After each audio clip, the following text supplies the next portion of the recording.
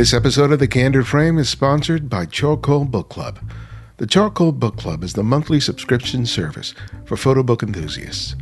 Working with the most respected names in contemporary photography, Charcoal selects and delivers essential photo books to a worldwide community of collectors.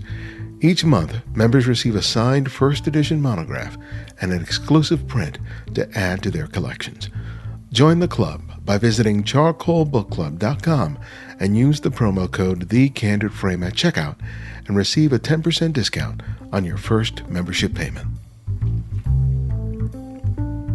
Countless photographers have produced bodies of work in the American South. Photographers like Walker Evans, Eudora Welty, William Eggleston, and Florentine Perrault Collins each have explored the South, creating unique and distinctive bodies of work. The region's beauty, history, and lingering contradictions make it an incredibly rich soil to turn as a creative. Andrew Moore's Blue Alabama explores the state's legacies and myths in intimate ways that make life more than what might appear in a history book. It's a place that continues to live its history, both good and bad, and that evolves with the complexity of all cultures, especially when it comes to families, where bloodlines are not as cleanly defined as one might think. This is Ibarian X, and welcome back to The Candid Frame. Well, Andrew, welcome to the show. It's a pleasure to have you. I'm glad to be here. Yeah, I really love your work, especially the work in Blue Alabama. Thank you. And just taking a look at all of your work, it's really kind of fascinating your take on these different locations, because you've traveled abroad as well as made photographs in the United States. But one of the interesting things about looking at your images, especially of locations, is that they seem to be as much about not only just the passage of time, but also how people use a space or how a space is kind of reclaimed by nature. Correct. And it really it's about not just what something looks like visually. And that's really kind of fascinating. When did you start understanding that was part of what was inspiring the way that you would see a scene? I mean, I kind of have to go back to my childhood. My dad was an architect. When after church on Sundays, he used to take the family to visit some job sites and places like that. And I got used to looking at buildings in terms of their space. Things would be unfinished, like there would just be a few walls and a slab would be poured. And my dad would walk around and say, okay, well, this is going to be a gymnasium and this will be classrooms, or this will be, hallway, bathrooms. And so even it wasn't built, but I got a sense of imagining what spaces could be. So in terms of architecture, thinking about architecture as the way space is defined. It's not just walls, it's not just the structure, but the way it contains and the way it creates space. So I think I had that very early on. So I've always been interested in architecture, and also the kind of emotional aspect of architecture, like the kind of today I'll look at a building and I'll get a feeling from it. I'll get a sense of what kind of people live there, or how it's been used, or the history of how it's evolved. And so I think that's kind of something that I grew up with in terms of the way architecture speaks to me, and the kind of narrative aspect of architecture. So I've had that from an early age. And then over time, I've grown to appreciate the way architecture is a kind of witness to history, and it kind of tells the story of our times.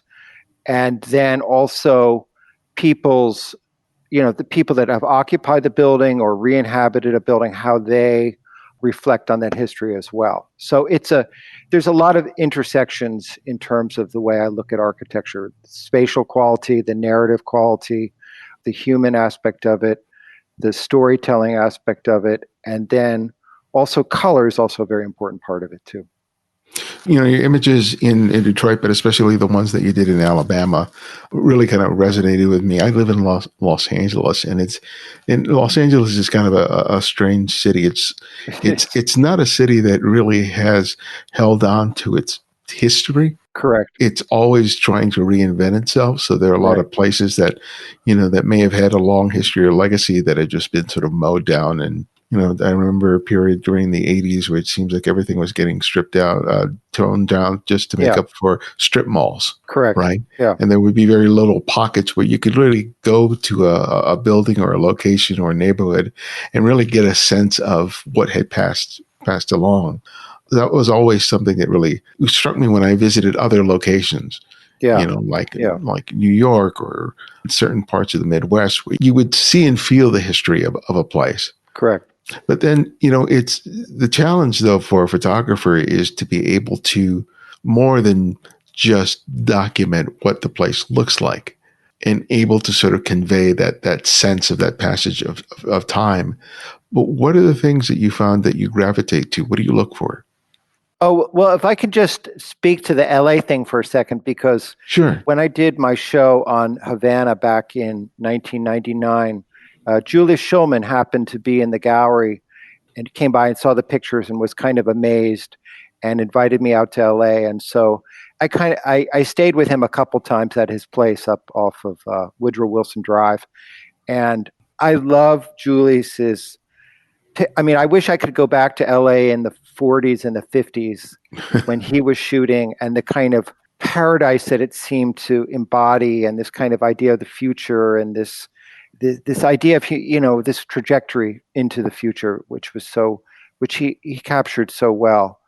And I've shot in LA occasionally, and it's tough. It's tough to find the kind of vibe that I'm interested in out there. I really have to dig for it. And because it's also been so used in the movies in so many ways, very, very hard. I find pockets of things, as you mentioned, but it's a very tough place for me to photograph in. And I've tried that. I have a couple pictures though. But anyway, back to your original question, which was, what am I looking for, or can you repeat the question? Yeah, it's kind of you can find a really sort of an interesting looking building that seems to have wear, and then it feels like it's lived in for right.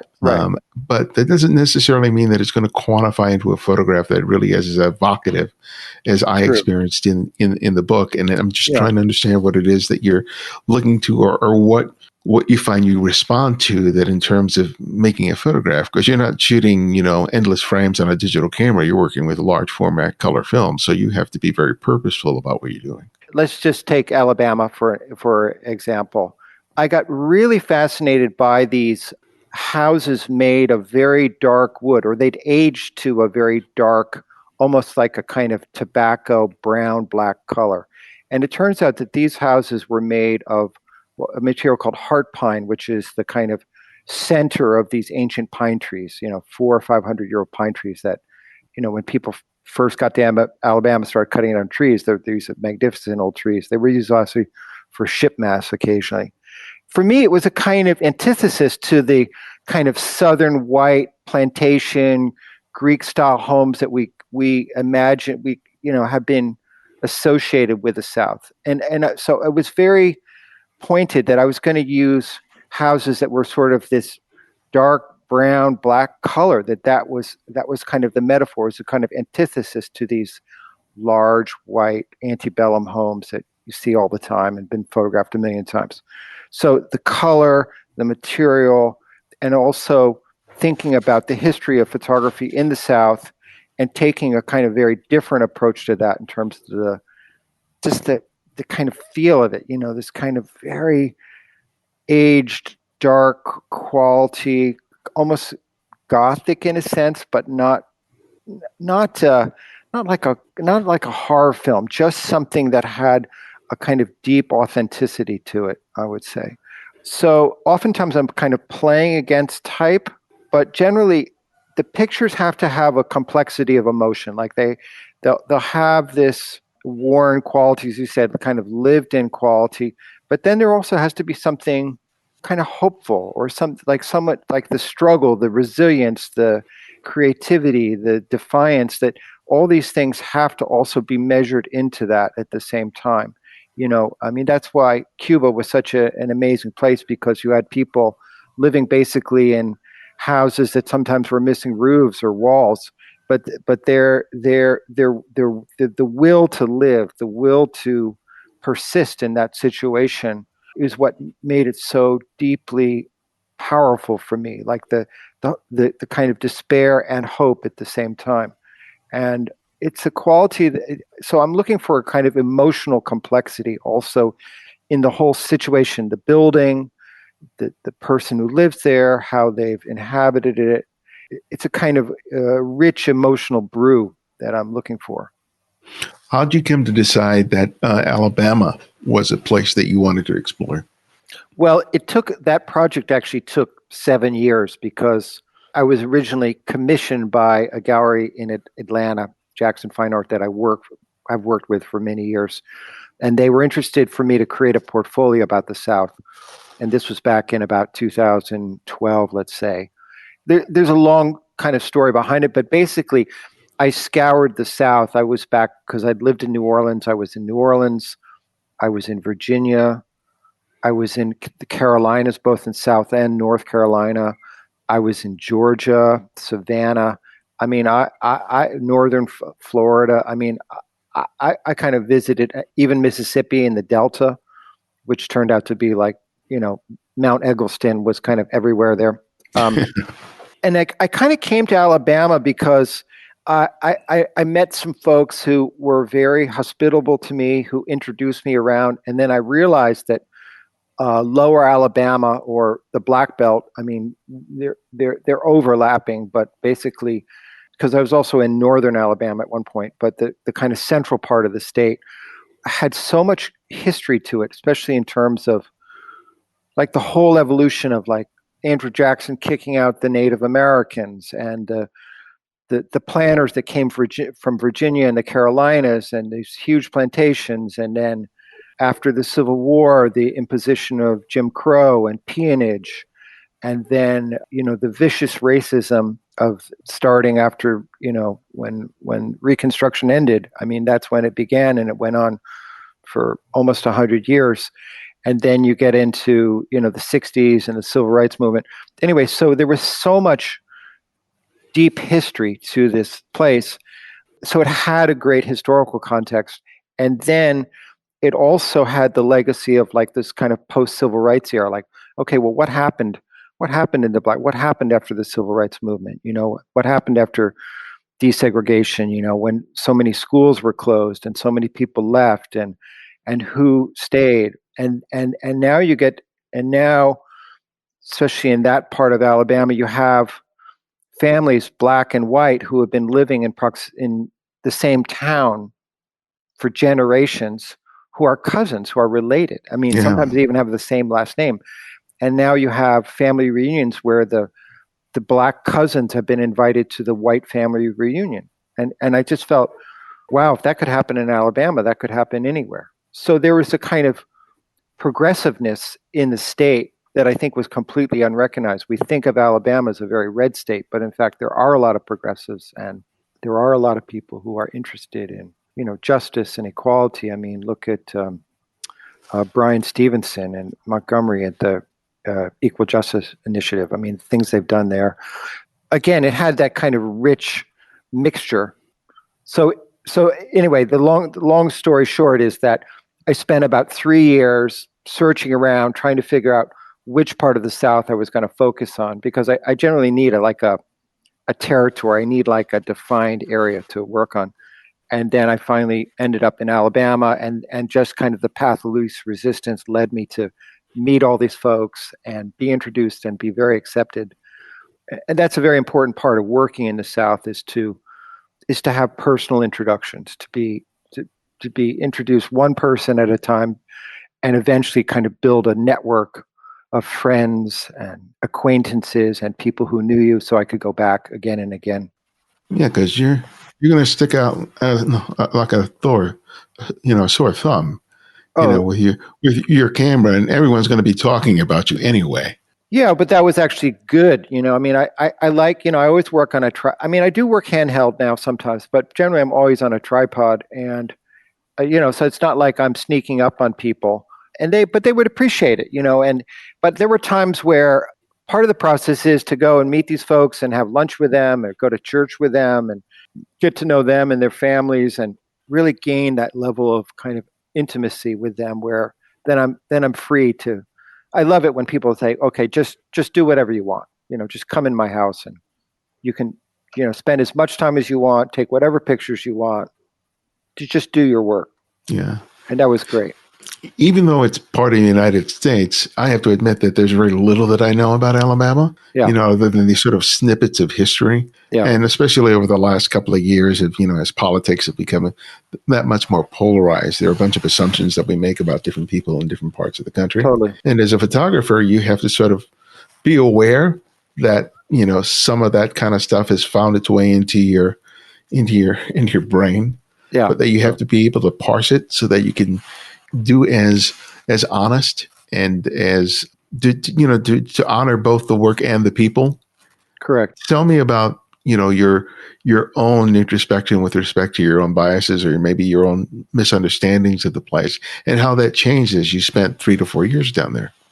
That's a very good question. That's a very real question, because in some ways it was my own kind of coming to terms with race and racism and my own biases and dealing particularly with blacks in a context. I mean, on their terms and in terms of their place. Like one of the hardest things was to show up at someone's home who's an African American and try, like, without any introduction, without any like phone call beforehand from a friend, just showing up, knocking on their door or doing yoo-hoo from the front yard and getting them as a white person to trust me, because the history is that a white person shows up at your home and so they're going to try to take advantage of it. They're going to try to get something and they're going to be on the downside. So that was a very challenging situation. Also, my white friends in Alabama, this woman in particular, Lucy Hicks, who helped a lot with the book. I mean, she'd grown up there, so she was very comfortable. She'd grown up around black people. That was part of her world. It was second nature to her. She had no, but for me, I didn't grow up there, so I had to learn a whole way of understanding the history, kind of coming to terms with my own biases, I guess, in some sense. And what I came away with was like just the incredible bravery of the people in the civil rights movement, the incredible struggle. I mean, I ended up reading a lot.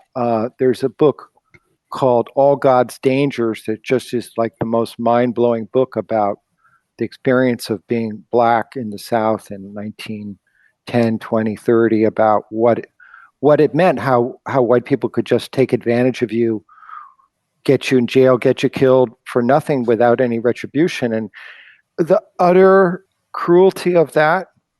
And yet at the same time, the spirituality that those folks embraced, the way they would talk to God, the way they address God from their heart directly, their level of spirituality is what preserved them, kept them going, I believe.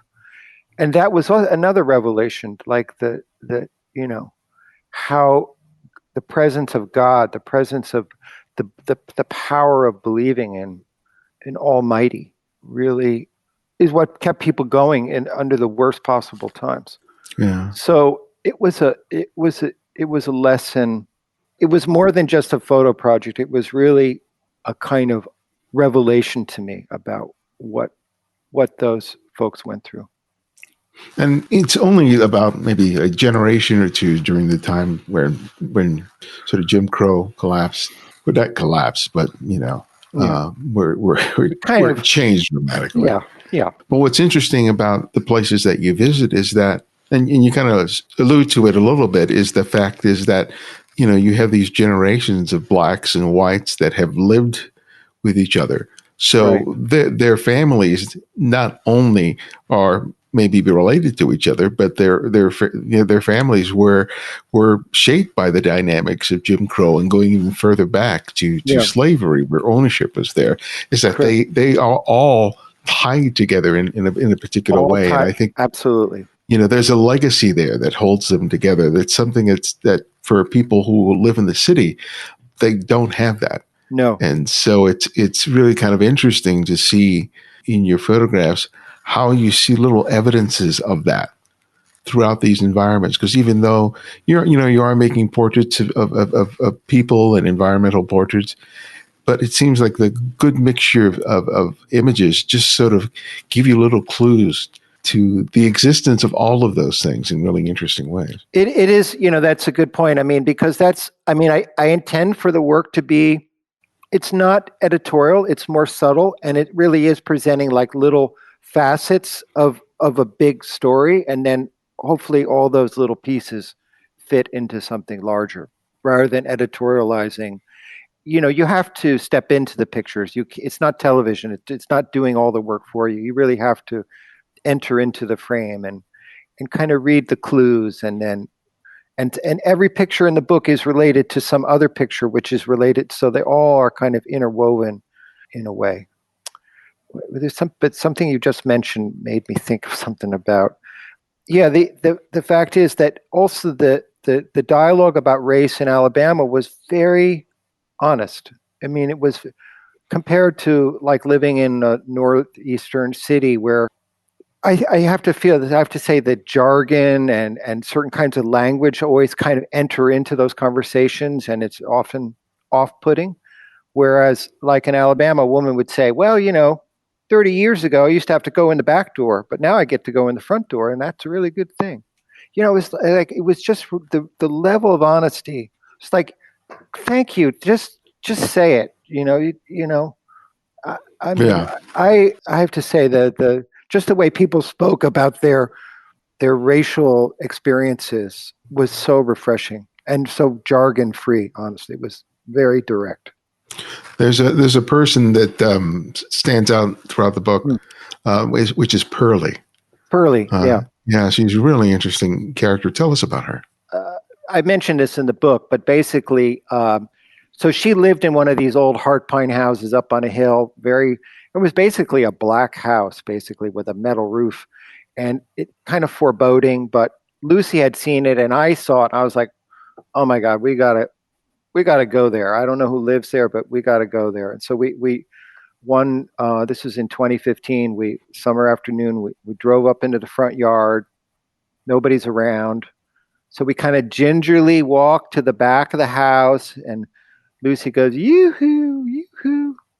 Because people got guns, everybody's got a gun or a dog or both, it's like pretty, there's a pit bull and a shotgun somewhere.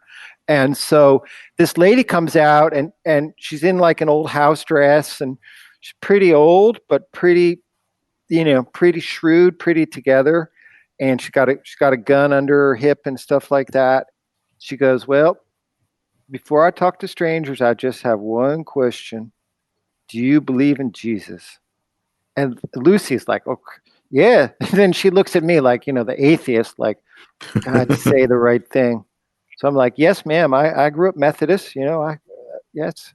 And so anyway, Pearlie later told me that the moment she saw me, she goes, oh, I've known you my whole life. Like there was something there. And she believes, she's like my Alabama grandmother who lives in the woods. I mean, I talk to her on the phone at least once a month. She lives by herself. She's got health issues and stuff. But she's, if the apocalypse comes, man, she's going to survive. She's a tough character. But she's good. She had worked as a nurse in Mobile, and she'd been married for a long time, and her husband had died, so that's why she was living alone. And she loved her house, and we just got to know each other really well. And, so this is a woman who called Hillary Clinton the skirt, whose favorite things are guns, glass, and knives, who is an absolute, like, literal believer in the Bible. And the book of Revelations is, that's her favorite book. And here I am, this, guy. I lived in New York for 40 years, and, I grew up Methodist, but, I don't go to church. I've got pretty liberal views, obviously, but she loves me. She had my picture up. She had a little, pictures on the wall, and she just felt like she had known me for eternity, and we were connected. And I love Pearlie. I mean, and it's like the weirdest thing. I mean, never thought that this woman living in the backwoods, Alabama, and I would kind of hit it off, but we did. Yeah. And we're still, as I said, we're still friends. We talk, and I don't bring up politics too much, but she's very into like, the end times are coming, and have you read Revelations, and are you prepared, and we're going to be together in the afterlife, and she knows, but she just accepts me, and I think it's great. Yeah. I mean, I accept her. Well, I think that's one of the greatest gifts about being a photographer is the opportunity to meet people that you otherwise would never meet. That the camera gives you the perfect excuse to do that. I agree. I think that is the best part of what I do, is just because I'm not a studio photographer. I'm not kind of making. I mean, I'm all for people who work in their studio and stuff, but I'm somebody who just goes out into the world, and I love knocking on doors, leaving notes in people's mailboxes, cold calling, or having somebody cold call, just showing up. I've got like a moment to kind of establish that I'm okay, like they can trust me, and eventually they'll invite me into their home, and I can take pictures of their bedrooms or their bathroom, or I'll get a portrait of them. But that there's some, I guess, I'm kind of non-threatening in a way or something, but it's a big part of what I do is getting people to trust me, and then gaining access that way, and then giving back. And I think the secret is to give first. You have to give them something. Mm-hmm. Like you're interested in them. You want to know their story. Oftentimes these are people who, like Pearlie, she has a few friends, but she lives in a neighborhood that's kind of rough. I mean, she's probably the only white person around. I mean, she knows her neighbors, but they know she's got guns, and so they don't really come around to her place. But just in general, if you express an interest in someone, you're interested in their story. You want to hear them talk. Like, I don't do a lot of talking generally. I do a lot of listening. I do far more listening than I do talking. And it's a big part, just hearing people's story, being interested, asking questions, being alive to the moment that they're living in.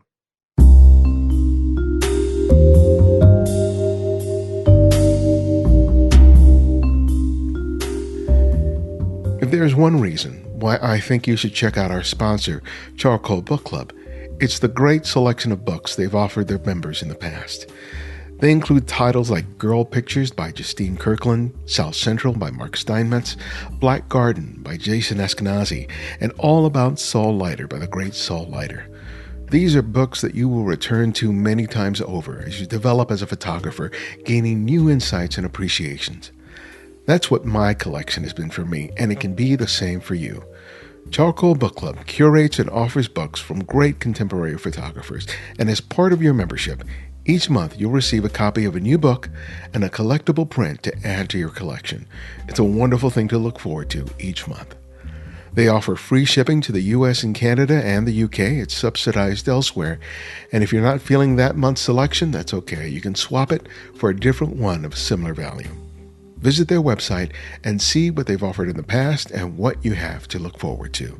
Join the club at charcoalbookclub.com today, and remember to use the code TheCandidFrame at checkout and receive a 10% discount on your first membership payment. And thanks to the many of you who support The Candid Frame financially each month. Your contributions have helped us so much over the past year during a very challenging time. Only a handful of listeners contribute to the show financially, which may surprise you, but it's true. If you've been thinking about it, why not take the time to become a Patreon supporter today? It's really easy to do. You can do that by contributing $5, $10, $20 or more a month by visiting patreon.com/TheCandidFrame. Just $5 a month makes a big difference. Thank you, as always, for your support.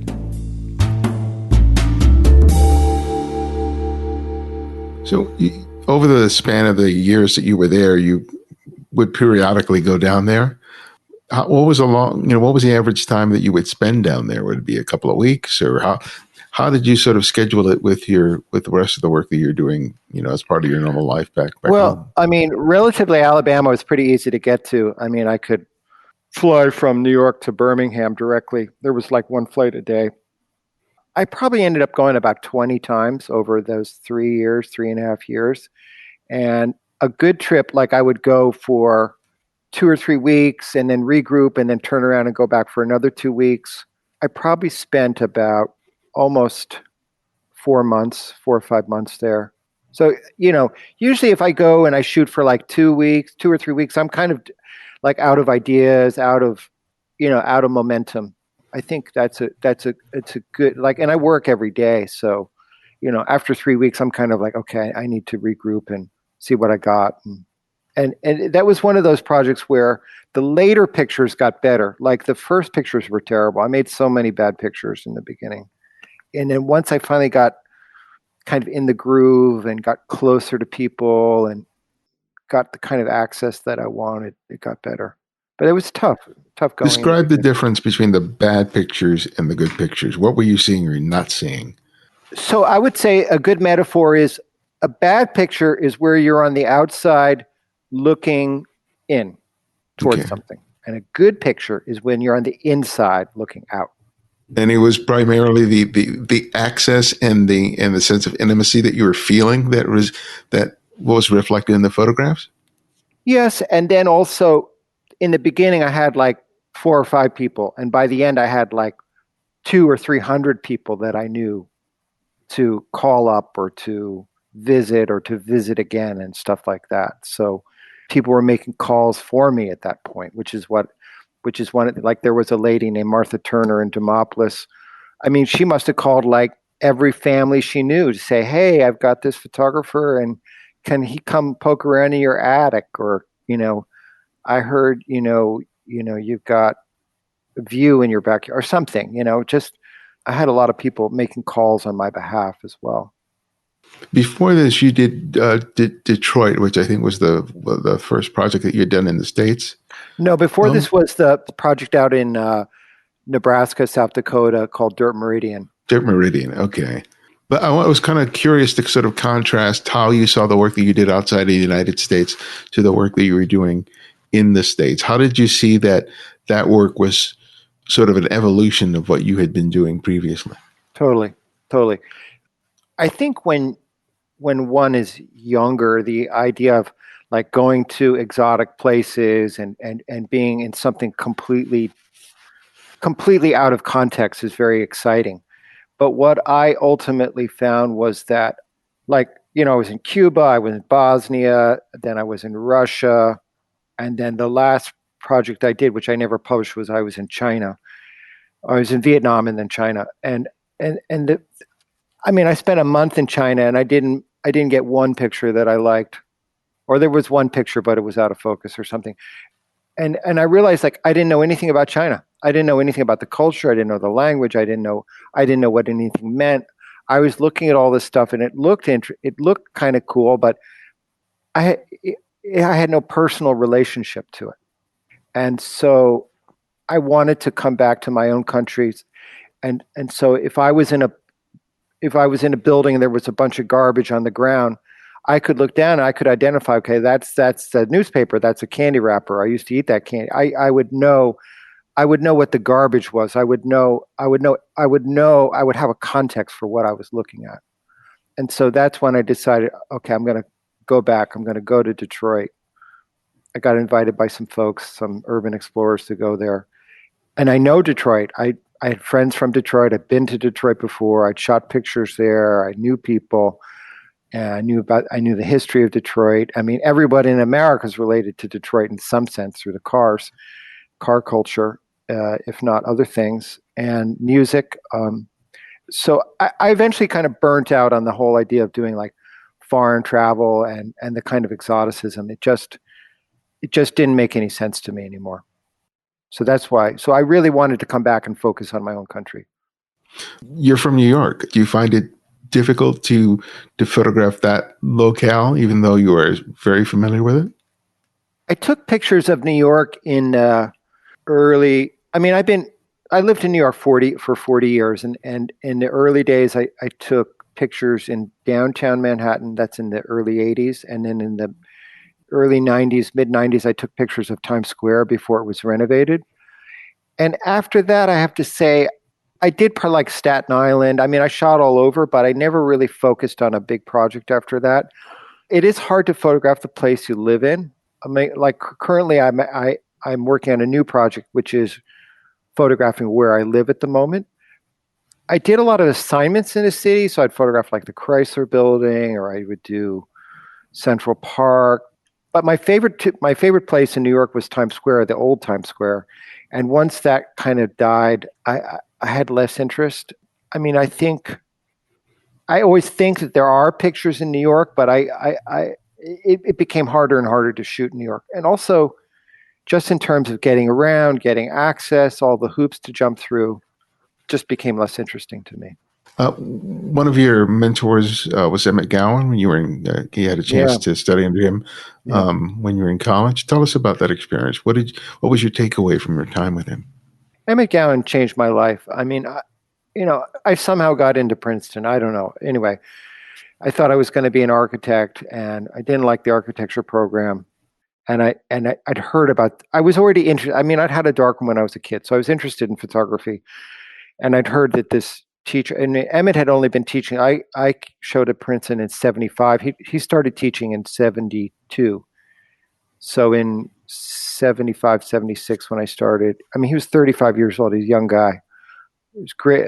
So anyway, I'd heard about this amazing teacher, and I got into the class, and I'd always had a little bit of an attitude, I suppose, relating to my dad and certain issues. And here was a guy who said, like, everything you do is important. Like the way you take the paper out of the easel and put it in the developer tray, that's a reflection of who you are. That's a reflection of your soul.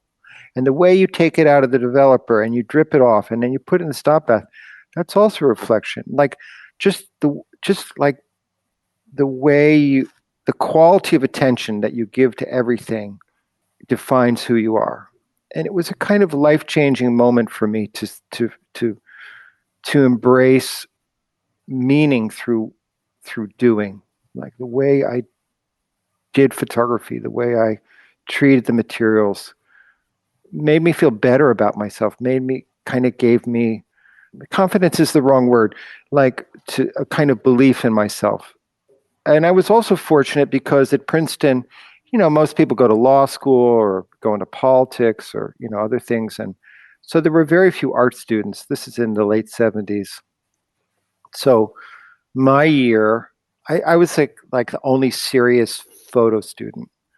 Basically I had 3 years with Emmett Gowan where I was kind of one of a handful of serious students. So it was like being a medieval apprentice. I mean, I learned how to use an 8x10 camera, how to develop sheet film in a tray, how to shoot an 11x14, what all these different kinds of lenses were, like if it's a Gertz Dagor versus a Apo red dot Artar. I mean, I learned everything.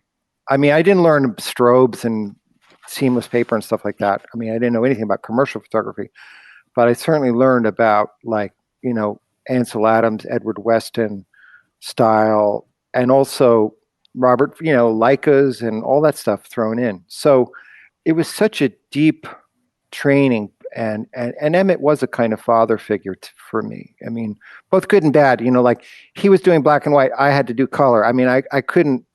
Some of his students really copied a lot of stuff that he did, and I definitely did not want to do what he did, but I wanted to take his life lessons and really. And ever since I've graduated, I didn't go to graduate school or anything, but I felt like I had such a great education that it was important for me to give back. So whether it's teaching or whether with my assistants, I try to impart, kind of give back to them the kind of lessons that I learned. Yeah. So it was a very deep experience for me, very important. Tell me about your process for making the books in terms of image selection, design. That's also a good question. So I start making, like I kind of come to a place, and I start making pictures, and then I'll start printing them. Usually, I like to print 11x14 matte paper, and I start putting them in a box, and the box gets bigger and bigger with prints, and I have a small group of friends that I share this box with, and I get feedback. And at some point, I have this publisher in Italy, Damiani, that I worked with quite often. So at this point, I'm confident that they'd probably be interested in a book, but I need to have a certain I have shot for, let's say, 100 days. The box has to be at least 150 prints. I mean, with Dirt Meridian, I had like 500 pictures, but have a certain amount of work. And then I have a designer named Yo Cuomo, who I really like. She's done my last 4 books. So I'll go to her and I'll say, okay, here's what I think is a new book. Let's can you help me with just an initial kind of picture flow layout? And oftentimes I'll also print like a baseball card size print that I could lay out on table so I can sequence the whole thing. And in the past 2 cases, what I did was I did this initial layout, and then I saw that there were gaps. I saw that there were places that I couldn't make a transition, or things that I was missing or I didn't have enough of. And then I'll go back and I'll shoot some more. And then I'll bring that material back into the picture flow. And hopefully that's sufficient to kind of complete the book. So I do a layout kind of 3/4 the way through a project, and then I go back out and I shoot more, and then I try to fill in all those gaps in the flow. And would those gaps be representative of an idea, or were they visual graphic connections that you needed to transition from one point to another? What would those gaps be? So, for instance, in Alabama, I had interiors, I had environmental portraits, I had details, but I didn't have many landscapes. I didn't have any cityscapes. I didn't have like roads and bridges and towns and the context. I didn't have any of that stuff. So for that book, when I went back, I focused on. I even worked with a drone operator for some of the things in Alabama, because that was great for just. I love drones, but it's sparsely used and sparingly used in terms of a book can be great. But I needed the connectors. Like I had like the close-up stuff, the intimate stuff, but I didn't have like the pulled back to give, pauses to the viewer, to give them a sense of a context, to say, okay, here's the interior of a house, but what does Main Street look like? When you're so immersed on a project, you can be blind to certain things. Yeah. So what helped you in terms of being able to recognize those gaps and to really kind of understand where it was working, where it wasn't working? Especially you can get very emotionally attached to what you're doing. Correct. And you're don't holding on to pictures that aren't good. Yeah. So what helps you to sort of move past all of that? So I think you have to, you need a couple people that you trust, like my book designer. There's a woman named Alice Rose George who just passed away a couple weeks ago. She was very good. I mean, she came from an editorial background, but she wasn't always the easiest person, but she had good ideas. She could see gaps. So I can't see the gaps. I need somebody to help me see the gaps. Like I can recognize it once it's pointed out to me, or I can feel it, but I don't always know exactly what it is that I'm missing. A good editor and a good designer. I think you just need a couple people actually to help recognize that. I mean, and it's kind of like when I start a project, I don't look at a lot of other pictures from that place. I don't read a lot of books right away. I just want to experience it very freshly through my own. Freshly is not really a word. Anyway, I want to experience it in a very unbiased way. But then once I'm into the project, then I'll start looking at other pictures. Then I'll start reading a lot of background material. I guess that relates to this picture flow idea, in that, I have a sense of something and I'll go with it, but ultimately you need outside references to help with that perspective. Can't do it on your. I tell my students, you can't do it on your own. You can't. It's almost impossible to edit your own work. Don't even try. You mentioned earlier that the inclination to want to go to foreign locations because it's exotic and it provides easy inspiration for you as a photographer, but that it's changed as you've gotten older and you're kind of revisiting. And that's been one of the ways that you've changed. But how have you say you've changed as a photographer, either in terms of your process or the way that you see as a result of both getting older and also shooting closer to home? I have to answer that question in a couple different ways. I mean, I think if you look at the trajectory of my last three books, which would be Detroit Disassembled, Dirt Meridian, and Alabama, I mean, clearly I'm shooting more people in general these days, and I'm closer. I'm doing more sort of portrait-like things. And this is partly relates to the showman thing, where I think the hardest thing to do is do a great architectural scene and then incorporate a person, a figure very naturally. It's very challenging to do that. And that's one of I mean, I have some work in Cuba that it worked out really well that way. Russia, maybe less so, but I think Detroit was it was a powerful project for me, but I'm never going to experience there'll never be a place like Detroit in my lifetime. Nothing quite like that. Not the devastation, the abandonment, the kind of horror of it on that scale. I'm never going to see that again. So it made no sense for me to do another book like that. The Dirt Meridian book was kind of a challenge because that was about photographing nothing. That's like, how do you photograph nothing? How do you photograph emptiness?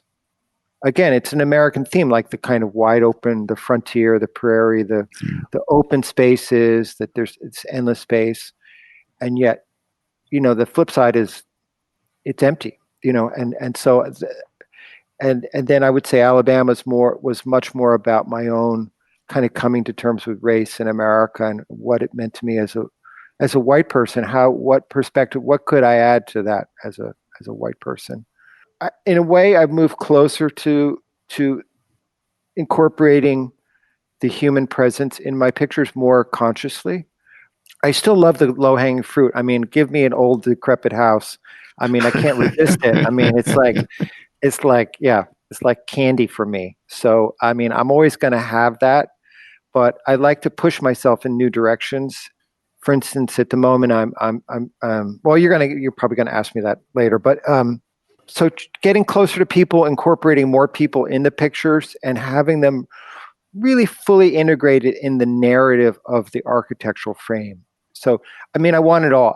I want the architectural narrative, and I want a human narrative, and I want it all tied together, and I want there to be that kind of emotional complexity that I like. Yeah, because for me, that's one of the things that I'm interested in exploring. Is I've always been I've enjoyed setting, sort of the stage, but Totally. being purposeful about bringing someone in is whew, man, that is a challenge because you have to, challenge, right? Because you got to strike a balance between the two where one doesn't outweigh the other. Yeah. And it's really interesting how you choose to place them in relationship to each other with respect to composition, Totally. but then also being aware about line and light and shape and how all of those things can both subtly and dramatically shift the tone of a photograph. Absolutely. And I think Julius was a kind of master of that because, he'd bring in friends or models or the architect or something. And just the way the guy's got a towel around his neck and he's holding the towel, but he's kind of turned away from the camera and he's looking over at the girl on the chaise lounge. I mean, he posed all that stuff, but it looks so natural. I mean, he was really good. I'm not as good as posing people, but I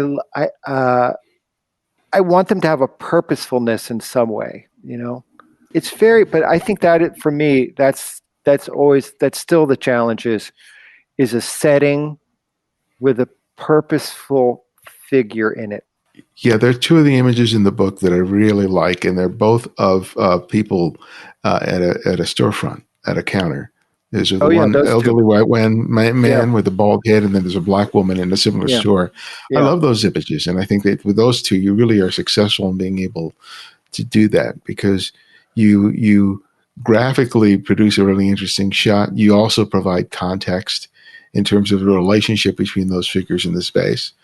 And that's probably one of the easier ones. Yeah. relatively to do Right. because it's there. It's there. Right. Yeah. Right. But I mean, but I like the fact that they're looking right at me. I like eye contact. I think is very important in general for these situations. It's unlike a Julius thing where it's like, oh, that was like a architectural record sort of thing. But those two pictures are meant to be kind of a pair, like past and present, Yeah. black and white, obviously, and some humor also in there. I mean, he's in a town called Pineapple, and he's got a pineapple shirt with pineapple suspenders and stuff like that. And she lived in a town called Pink Bottom, which I think is amazing. Uh, and and her store was called the Purple Bowl. So she lived in a town called Pink Bottom, but everything was purple in her store. So go figure. And the other shot that I think is interesting is the fellow in the black cemetery.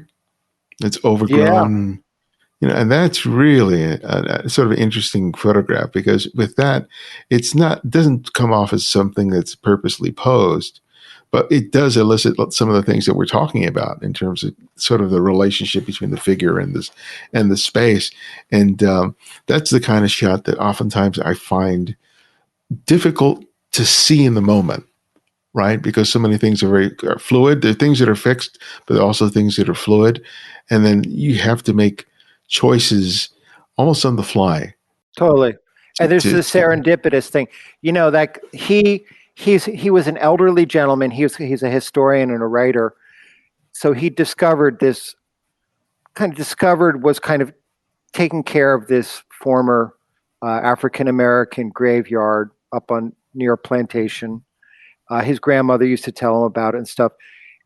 And I gave him that stick, and I realized, oh, that's kind of a stupid stick but anyway, he liked it. So he's there. And then I realized later on, like, he died like within a year of that photograph. And he's thinking about his own death. He's thinking about, I think he was even buried there. So he's oh thinking wow, like, this is where I'm going to end up when I'm dead. And then just the sun on the side of that tree and that old lens made that pattern. And just like, this kind of came together.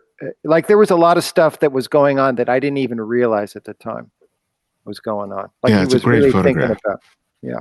And there's that little gravestone, and also trees had fallen on the fence. So the fence is bent, but it's bent in the same shape as the stick he has. And, stuff, just, it's a miracle. I think good pictures are kind of a miracle. Like you're just, it's kind of a gift. I mean, you got to work, but stuff Yeah. happens and then it's just a miracle. You can't plan for it all. Well, my last question that I ask each guest is I ask them to recommend a photographer for our listeners to discover and explore. And it can be anyone, someone you've long admired or someone you've recently discovered. So who would that photographer be and why? Oh, that's a good question. I have a book on my someone showed me. Do you know the photographer John Lahr? No, I don't think so. Johnlehr.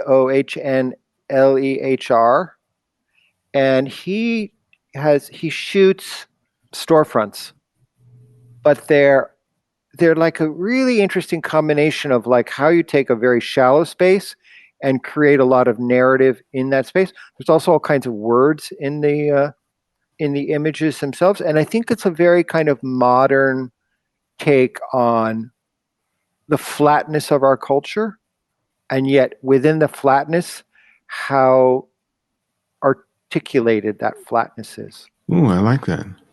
So it's surprising. Like you think you've seen work like that, but it's actually beautifully consistent. I think the book is by Prestel. It's called The Island Something. There's a beautiful essay by George Saunders in it. And it's I mean, it's the kind of work you could shoot in LA. Yeah. It's the kind of thing you could do. You could do it really well. Like I like LA in the fog and like atmospheric, but like middle of the day, man, oof, tough. Yeah, it's tough. It's tough.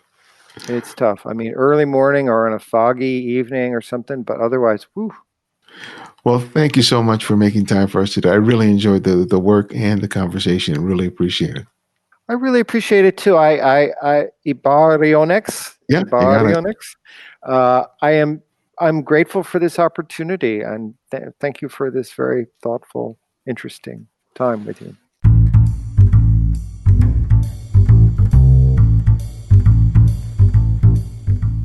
Thanks to Andrew for joining us. Find out more about Andrew and his work by visiting andrewlmoore.com. If you're a devoted listener and subscribe to the show, write us a review on whatever service you listen to podcasts. Those reviews have allowed us to grow. You can also subscribe to our YouTube channel and our mailing list. On the YouTube channel, I offer critiques on images submitted by TCF listeners like you, while the mailing list keeps you updated with all TCF events, including workshops and more. Sign up today. And remember, you can support the show by contributing to our Patreon effort or make a one-time or recurring donation via PayPal. Thanks to Christine Barker, Kate Buckley, and Don Holycross for their recent contributions. We also provide a series of ebooks on photography available for purchase on our website. It's my way of sharing my experience and knowledge and another way for you to support the show. And if you can't find every episode of the show on whatever service you listen to podcasts, download the Candid Frame app, which is available for both Apple iOS and Android. And because of your generosity, it's free to download and use. No additional purchases are required. The Candid Frame's audio engineer is Martin Taylor, who you can find at theothermartintaylor.com. The show's senior producer is Cynthia Parker, and our music is from Kevin MacLeod, whose royalty-free music can be found at incompetech.com. And this is Ibadian X, and this is The Candid Frame.